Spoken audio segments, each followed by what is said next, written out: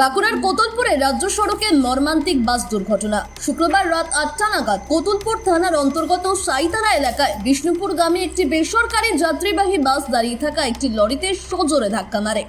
ঘটনায় আহত হয়েছেন অন্তত 15 জন যাত্রী। তাদের মধ্যে 4 জনের অবস্থা আশঙ্কাজনক বলে জানা গিয়েছে।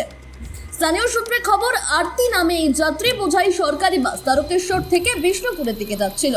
সাইতারা এলাকায় পৌঁছানোর পরেই বাসটি নিয়ন্ত্রণ হারিয়ে একটি দাঁড়িয়ে থাকা লরিকে পিছন থেকে সজোরে ধাক্কা মারে।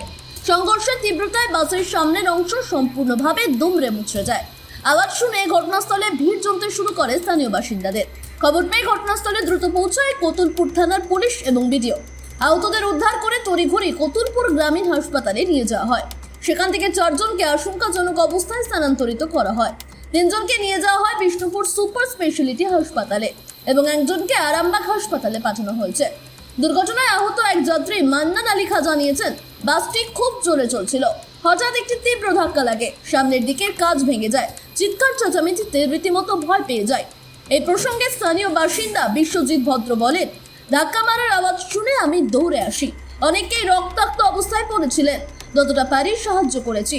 আরতি বাসটা তাতে প্যাসেঞ্জার ছিল এবং যেতে যেতে ওখানে একটা লরির পিছনে মেরে দেওয়ার ফলে প্রচুর উইন্ডেড হয়।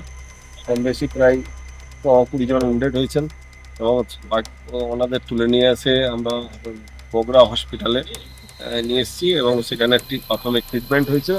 4 জনকে রেফার হয়েছে, 3 জন বিষ্ণুপুর এবং 1 জন Arambagh.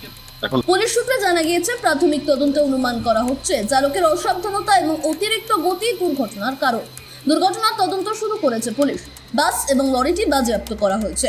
Bureau report, sky news Bangla.